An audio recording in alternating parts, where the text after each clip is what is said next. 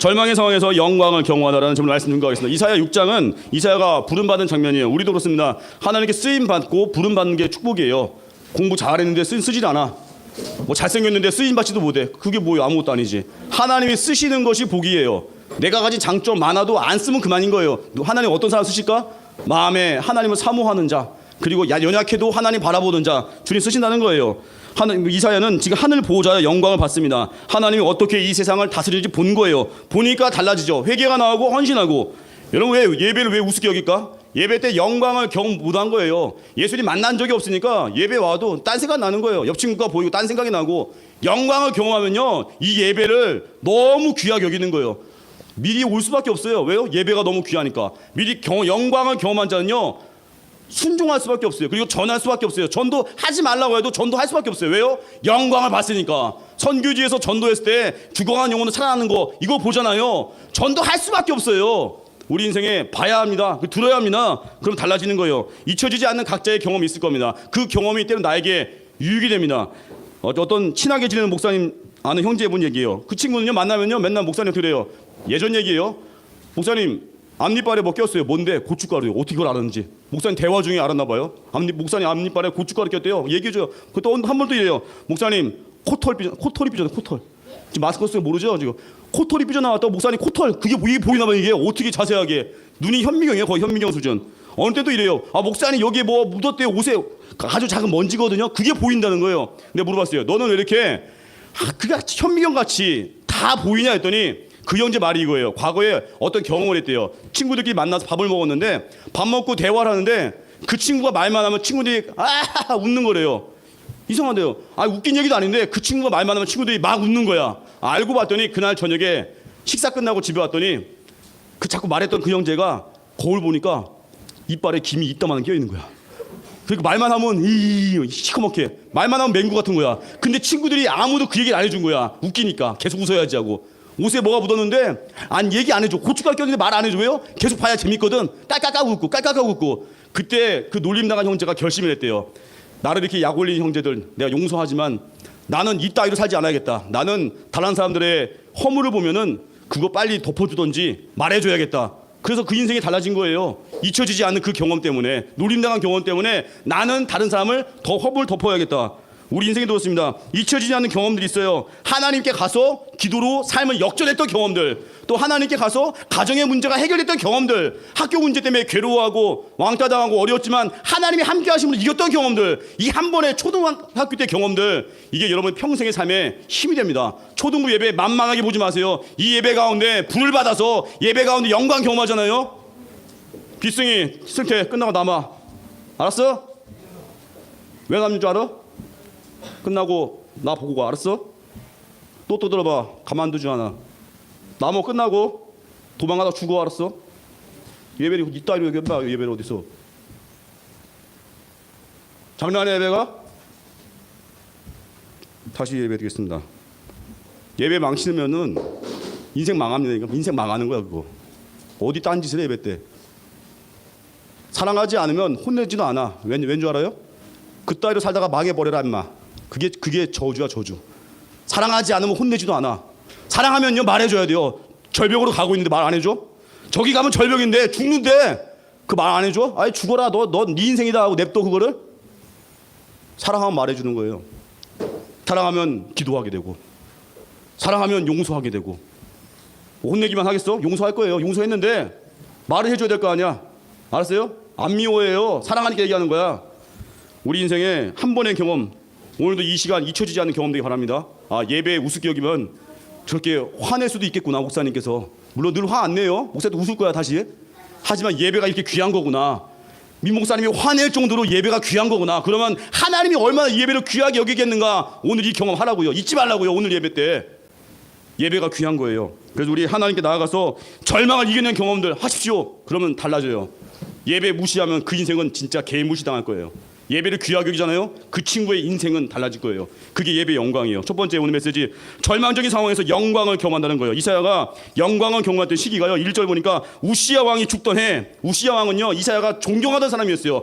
이사야의 롤모델이었어요. 부강하게 있던 왕이었어요. 신앙도 좋았는데 이 우시야 왕이요 제사장만이 할 수 있는 분향을 자기가 하려다가 하나님의 징계받아서 문둥병 걸려버린 거예요.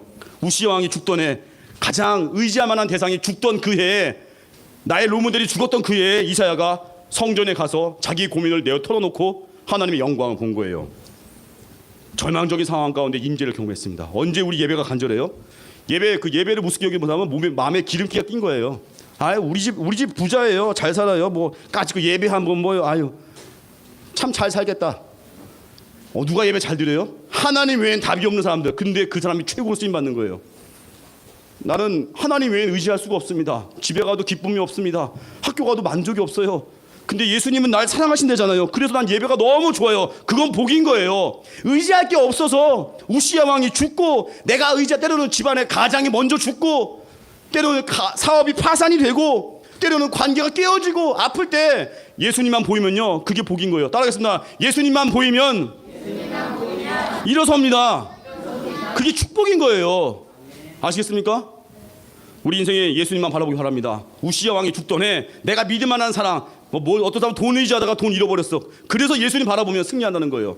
어떤 사람은 건강하다가 건강 잃어서 예수님만 보이면 그게 승리한다는 거예요. 그래서 우리 간절한 때가 언제예요? 그때가 예수님 만나는 때예요. 가장 귀한 때예요. 어떤 친구는 학교 생활할 때 너무 괴로워, 힘들어. 그래서 예수님께 가서 기도할 때 영광 경험하는 거예요. 두 번째, 영광 경험하니까 치유가 일어납니다. 이사야는 하나님 앞에 섰을 때 회개가 나왔어요. 치유받았습니다. 6절 7절 보니까 그 스랍 중에 하나, 스랍은 예배와 관련된 천사입니다. 천사가 부젓가락으로 제단에서 집은 그 핀 숯을, 뜨거울 거 아니에요. 그것을 이사야 입술에 댄 거예요. 그럴 때 7절, 내 입에 닿았으니 내 악이 제하여졌고 네 죄가 사하여졌느니라. 이거 얼마나 뜨겁겠냐고요. 지금 젓가락으로 핀 숯, 뜨거운 숯을 하나 집어서 이사야 입술 댔어요. 입을 지져버렸어. 입을 지져버렸다니까 얼마나 아프겠어요. 그러면서 네 악이 제하여졌다. 근데 문제는 뭐냐면, 중요한 거냐면 입술에다 지었잖아요. 근데 이사야가 으악, 그런 흔적이 없어요. 입술에 뜨거운 거 댔는데 아무런 고통이 없어요. 여러분 영화 실미도 봤습니까? 사형수들 모아가지고 북한에 김일성 모가지 따오라고 우리나라가 옛날에 그 보이지 않게 훈련시킨 적이 있습니다. 그래서 사형수들을 모았어요. 사형수들이니까 거의 인생의 거의 막장에 간 거죠. 사형수들의 주민번호 말소를 시켜버리고 섬에서 가두고 훈련시켰습니다. 사형수들의 훈련 중 하나가 뭐였냐면은 바닷가 앞에다가 다들 우통을 벗고 무릎 꿇게 해. 그 다음에 쇠 긴 쇠꼬창이 같은 거를 불에 지졌어요. 그걸 등에다 딱 대는 거야. 지진 다음에 그걸 못 견디고 물속에 들어가면은 그 사람은 이제 얼차려 받는 거야. 이제 사형수들 다 무릎 꿇게 했어요. 다 우통 다 벗고. 근데 어떤 엄살 많이 피는 애가 있어요. 지직하는 거 대려고 하는데 되지도 않는데 아야야야야 하면서 바닷가에 혼자 들어가 버려. 그때 없어, 아무도 없어. 혼자 쇼했어, 혼자. 그냥 지직한 소리만 듣고 아야야야 달려갔더니 없어, 아무것도 아무도 없어. 뭐하는 뭐야 그거? 얼마나 개망신이야. 그렇게 뜨겁다니까요 그게. 근데 이사야가 입술에 댔는데 아무런 고통이 없어요. 이게 뭐냐면은 하나님의 은혜는요 우리에게 상처를 주지 않습니다. 하나님의 치유는 우리에게 고통을 주지 않아요. 근데 우리는 언제 문제예요? 내가 하나님 말고 내 힘 가지고 공부하겠다, 내 힘 가지고 돈 벌겠다. 맨날 그런 쌍코피 흘릴 거예요. 등에 맨날 피 흘리고 있고 맨날 괴로워하고.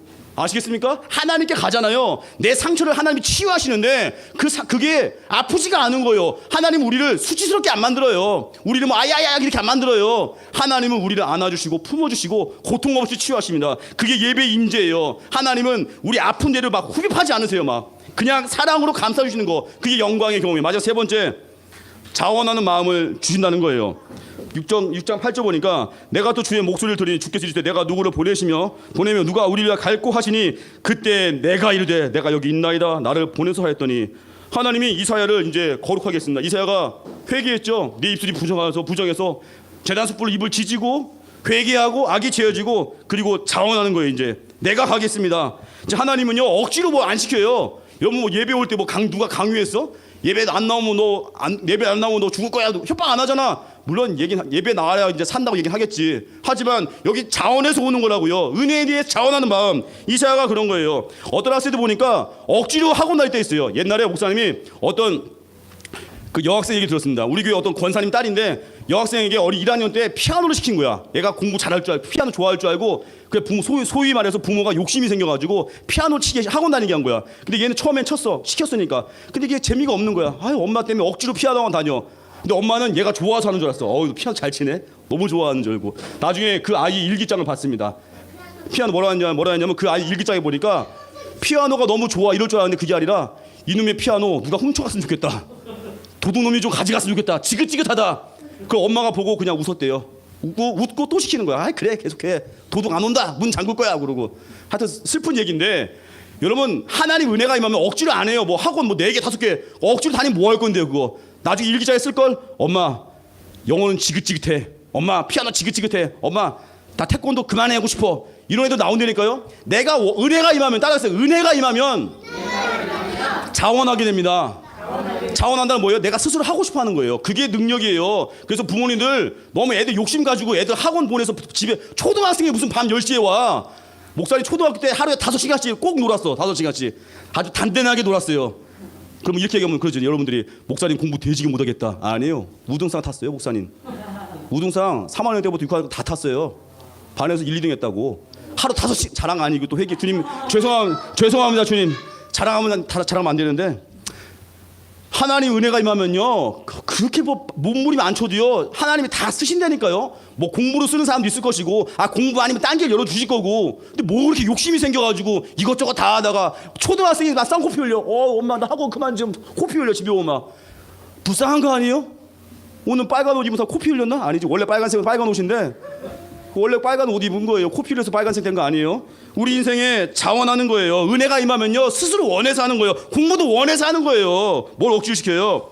그 예전에 2007년도에 가슴 아픈 일이 있었습니다. 샘물교회 단기 선교팀 23명이 이제 해외 선교 활동 가러 아프간에 봉사 활동 갔는데 탈레반이라는 무장 단체가 납치한 거예요. 샘물교회에 있는 23명의 선교팀을 납치했어요. 이제 죽이려고. 그리고 돈 받아내려고. 그때 샘물교회 인솔자가 배형규 목사님이었습니다. 그때 2명이 죽임 당했어요. 순교했습니다. 배형규 목사님과 심성민 형제 2명이 순교했습니다. 그리고 나머지 21명은 무사하게 나라에 돌아왔습니다. 그때 스토리예요. 탈레반이라는 그 나쁜 무장 단체에 잡혔을 때 배형규 목사님이요 예상했어요. 이제 여러분들 이제 마음에 준비하십시오. 이 탈레반 무장 단체가 적어도 우리 중에 몇 명은 죽일 것입니다. 우리 중에 몇 명을 죽이고 돈을 요구할 것입니다. 그리고 우리를 죽이는 영상을 찍어서 우리를 협박할 것입니다. 한국을 협박할 것입니다. 여러분들 속지 마십시오. 그리고 탈레반 무장단체에서 누군가를 죽인다 하면 제가 제일 먼저 앞장서겠습니다. 그리고 이 사람들 앞에서 내가 하나님의 사랑을 전하겠습니다. 그리고 예수 믿고 구원 받으십시오. 내가 전도하겠습니다라고 그 목사님이 얘기했습니다. 그랬더니 그 목사님이 내가 먼저 죽을게요 했더니 옆에 있던 목사님보다 전도사님이 나이가 많았나 봐요. 옆에 있던 목사님보다 나이 많은 전도사님이 유경진 전도사님인데 그러더래요. 목사님 순서 바꾸십시오. 저는 이제 살 만큼 살았습니다. 전도사님 나이가 많았나 봐요. 저는 살 만큼 살았습니다. 제가 먼저 죽겠습니다. 제가 1등으로 죽을 겁니다. 목사님 나오세요 했더니 그 배용기 목사님 그랬습니다. 어디 전도사 주제에 날 넘봐? 어디 전도사가 어디 목사를 넘봅니까? 목사가 먼저 죽어야죠. 나는 어차피 나이 들면은 선교지에서 내 인생을 마치려고 했습니다. 내 꿈이 순교입니다. 딱 그러더래요. 그리고 8월 13일인가 이때 또 이런 일이 있었어요. 탈레반이 무장단체가 2명의 자매님을 먼저 석방한다고 했습니다. 그때 이지영 자매가 이랬어요. 김경자 자매님에게 먼저 나가라고 양보했대요. 당신 먼저 석방되라고. 근데 이 모습을 이렇게 양보하는 모습을 탈레반이 감동을 받은 거예요. 나중에 이지영 자매에게 한국군에서 어떤 존경하는 뜻의 목걸이를 걸어줬답니다. 중요한 게 뭐예요? 이 배형규 목사님 그리고 옆에 있는 유경진 전도사님 서로 죽을 자리 내가 먼저 죽겠다고 하는 거예요. 이게 자원하는 마음이에요. 우리 같으면 그럴 수 있죠. 나 살려주세요. 나 집에 애가 있어요. 살려주세요. 나 곧 결혼해야 돼요. 살려주세요. 나 직장 이번에 취업한 지 얼마 안 돼. 살려주세요. 살려서 할 수 있는데 이 선교팀에서 리더인 배형규 목사님과 그 유경진 전도사님은 서로 내가 먼저 총에 맞아 죽겠습니다. 서로 희생하는 경쟁을 하는 거예요. 이게 자원하는 마음이에요. 은혜가 임하잖아요. 그러면은 내가 누군가 도울 일이 있을 때 내가 먼저 흔드는 거예요. 여러분 은혜가 임하잖아요. 여러분 학교 갔을 때 선생님 이럴 수 있어요. 오늘 끝나고 남아서 나 함께 청소할 사람 다 가버리면요. 그건 무슨 놈의 학교예요 그게. 예수 믿는 사람들 남아가지고 선생님 제가 하겠습니다. 선생님 쓰레기 분리수거요. 제가 하겠습니다. 선생님 그럴 거예요. 오늘 전학 온 친구 누가 좀 도와줄래? 선생님 제가 하겠습니다. 그 사람이 진짜 리얼 크리스찬이에요. 희생하는 자리에 먼저 손드는 거예요.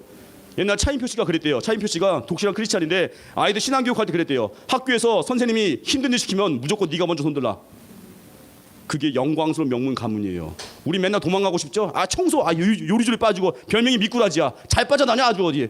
희생하는 거 죽어도 안 해.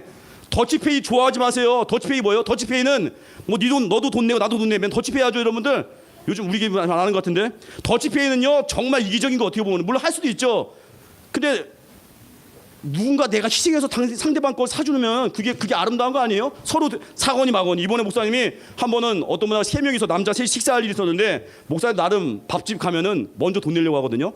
먼저 딱 카드 내밀 때도 있어요. 어떤 때는 목사님이 기도할 때 시기도할 때 미리 돈 내고 와. 놀래. 기도 끝나자마자 결제가 돼 있어. 제가 결제한 거거든요. 그런 경험 해요. 근데 이번에 더 센 분을 만났어요. 식당을 가는데 한 30분 거리 행주산성 가서 밥을 먹재요. 남자 셋이 탔습니다. 그래서 목사님이 지갑을 준비했어요. 아 오늘 내가 사자. 지갑을 딱 준비해서 집에 가서 지갑을 갖고 왔어요. 그랬다 돈 몇만 원 챙겨왔어요. 그랬더니 이제 내가 살 준비하고 딱씩 웃으면서 딱 가서 미리 결제하는 모습을 보여주고 내가 딱 회심의 내가 아주 승리의 미소를 줘야지. 내가 냈습니다. 하려고 했더니 딱 갔더니 결제 끝났대요. 아니 들어가지도 않는데 끝냈대요. 언제 결제했냐 했더니 운전하신 분이 계좌에 취한 거예요. 미리 돈을 보냈어요. 와 내가 졌다. 더 세신 분이 이 세상에 있다니까.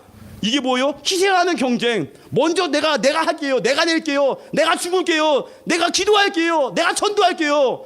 이럴 때 하나의 나라가 확장되는 것입니다. 자리에서 일어나겠습니다. 주님 내가 여기 있사오니